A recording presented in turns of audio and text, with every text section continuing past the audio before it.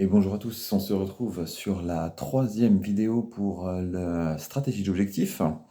Après avoir vu le quoi et le pourquoi, on voit le comment. Alors j'ai oublié de le dire, je le redis quand même, hein, si jamais vous arrivez sur cette vidéo alors que vous n'avez pas encore vu la présentation, allez au moins regarder la présentation. Donc, étape 3, le comment. Alors le comment, en fait, il va se faire un peu comme le pourquoi, il va se faire en deux étapes.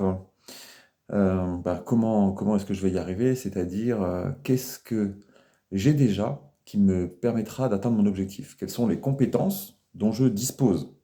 Alors on commence par ça, hein, parce que c'est cool. C'est cool de se rendre compte que pour atteindre mon objectif, j'ai déjà des aptitudes. Et c'est important, hein, c'est important d'être objectif, d'être sincère, honnête sur les compétences que vous possédez déjà. Parce qu'en vrai, si vous vous lancez dans un objectif pour lequel vous avez zéro compétence, vous avez peut-être fait un mauvais choix quand même. Il y a peut-être, enfin, c'est peut-être bizarre de se lancer sur un objectif sur lequel vous avez zéro compétence, zéro aptitude. Donc ça veut dire qu'il y en a forcément, il y a forcément des aptitudes et forcément des compétences. Alors la question c'est lesquelles et est-ce que vous êtes prêt à les mobiliser? Mais vraiment, les mobiliser à 100%. Est-ce que vous avez l'envie? Est-ce que vous avez l'énergie suffisante pour être sûr de pouvoir mobiliser à 100% vos connaissances, vos compétences, vos aptitudes? Et la deuxième chose, toujours dans ce même axe de compétences que j'ai déjà, c'est qu'est-ce que j'ai comme piste pour les améliorer? Qu'est-ce que j'ai comme piste pour développer ces compétences, pour étendre le champ, alors que ce soit, on va dire, sur un axe, c'est-à-dire dans le même domaine de compétences, acquérir d'autres techniques, ou alors me spécialiser dans une des techniques que j'ai déjà. Parce que dans la catégorie comment, dans la catégorie de ce que vous avez déjà, il y a donc vos forces, hein, bien sûr, on va appeler ça vos forces, hein. Mais il faut être conscient que sur un projet d'un peu long terme, les compétences dont vous disposez aujourd'hui, elles seront bien, elles sont là, c'est déjà bien, mais elles seront forcément, peut-être même très vite, insuffisantes ou obsolètes. Et donc, il va constamment falloir penser à améliorer, à développer ces compétences. Voilà. Donc, première question dans mon comment, qu'est-ce que j'ai déjà? Qu'est-ce que j'ai déjà qui me permet de démarrer? Et est-ce que je suis prêt à le mobiliser et à le perfectionner en continu pendant toute la durée de mon projet?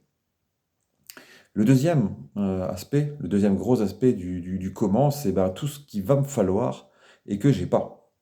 Il y a forcément sur un projet comme ça, il y a forcément des choses qui vous manquent, des compétences que vous n'avez pas. Ne serait-ce par exemple que si vous êtes un très bon technicien dans le domaine dans lequel vous voulez développer, vous serez peut-être un très bon technicien, mais vous ne serez peut-être pas un très bon administratif, ou vous ne serez peut-être pas un très bon juriste, ou vous ne serez peut-être pas un très bon marketeur. Dans tous les cas, quand on se lance dans un projet d'une certaine ampleur, il y a forcément des domaines dans lesquels vous n'êtes pas performant ou pas suffisamment performant.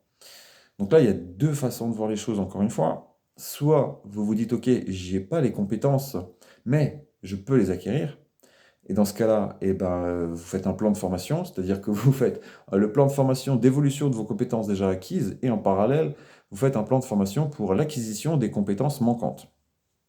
Alors ça va être valable notamment pour des compétences techniques qui vous manqueraient dans le domaine. C'est-à-dire que vous avez une certaine quantité de compétences techniques, mais il vous en manque. Donc celles-là, vous allez les chercher par des formations et tout ça. C'est bien, ça c'est pas mal.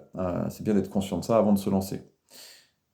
Maintenant, il y a des domaines, par exemple, si vous vous lancez dans une structure qui va nécessiter de monter une société, si vous n'êtes pas comptable, ça sert à rien de vous dire je vais faire une formation de comptable.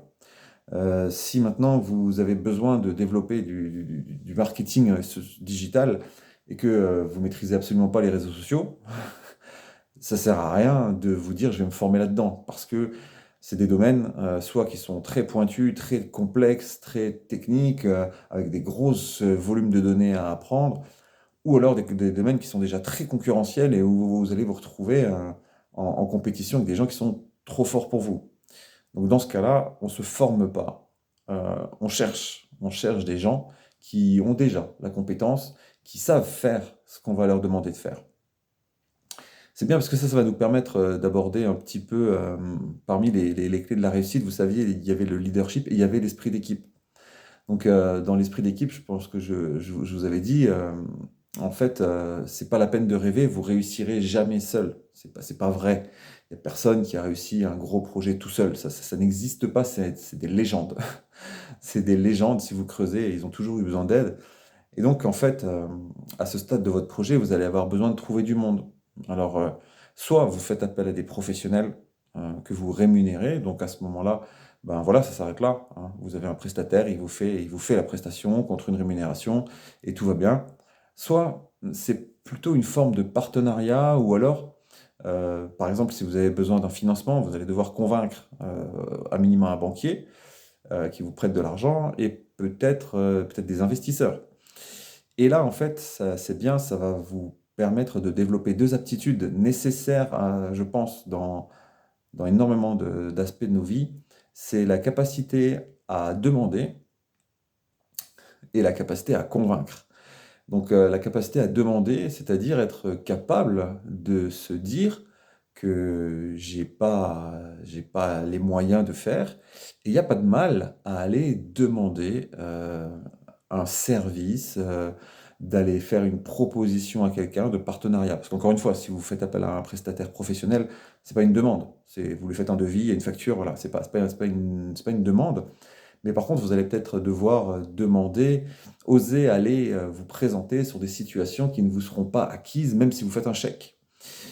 Par exemple, hein, aller voir son banquier, j'estime que ça fait partie d'une demande. C'est-à-dire que être capable d'aller voir un banquier et de lui demander un financement, c'est pas si simple que ça. Et donc, pour faire ça, vous allez peut-être devoir aussi réussir à impliquer les gens, à motiver les gens. Et en fait, les deux, la demande et la motivation, les deux se retrouvent dans ce que je vais appeler moi l'enthousiasme. Alors, je me sens vachement bien de vous parler d'enthousiasme avec le niveau d'énergie que j'ai là maintenant, mais en fait, quand vous allez devoir parler de votre projet, il faudrait que quand vous en parlez, il faudrait que ça brille, quoi, que vous donniez aux gens envie de sauter dans tous les sens. Parce que c'est que comme ça qu'ils vous suivront. Il faut que vous soyez intimement convaincu pour pouvoir convaincre les autres. Et il faut que vous ayez un enthousiasme débordant, un enthousiasme communicatif. C'est ça en fait. Avec cet enthousiasme, vous allez pouvoir demander des choses qui paraissaient euh, indemandables, ou alors pour lesquelles on était certain de ne pas avoir de réponse.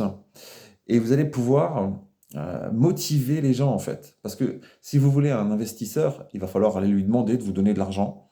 Et il va falloir qu'il sente que votre envie dans ce projet va lui permettre à lui de récupérer ses fonds. Parce que c'est ça, hein, le banquier ou l'investisseur, il vous prête de l'argent pour que vous lui rendiez avec des intérêts. Et donc il faut qu'il sente que votre motivation à vous, votre enthousiasme à vous, va faire que ce projet marche forcément. Et si vous demandez à des partenariats, il va falloir motiver les gens. Et là, c'est pareil, le meilleur moyen de motiver quelqu'un, c'est d'être vous-même motivé. Donc voilà. Alors, encore une fois, comme les autres vidéos de cette série, c'est vraiment des choses que j'essaie de traiter. Voilà, j'essaie de rester sous les 10 minutes. Mais, euh, mais c'est vraiment des points, les personnes avec qui j'ai pu faire ce genre d'accompagnement pourront témoigner.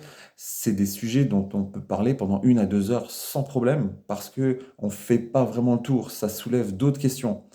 Et en fait, là, l'idée, c'est de vous donner des bases pour que vous puissiez bah, déjà avoir la trame et puis avoir les idées de base, mais clairement, c'est pas résumé comme ça, quoi.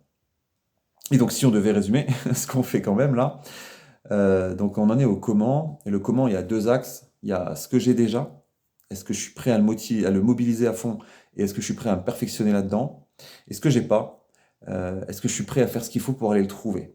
Et dans tous les cas, euh, à quel point, à quel point je suis capable de contaminer les gens avec mon enthousiasme et à quel point je suis capable de montrer ma motivation et mon implication pleine dans ce sujet. Voilà, voilà pour le comment. Allez, sur ce, je vous laisse et je vous souhaite une belle journée. Bye bye.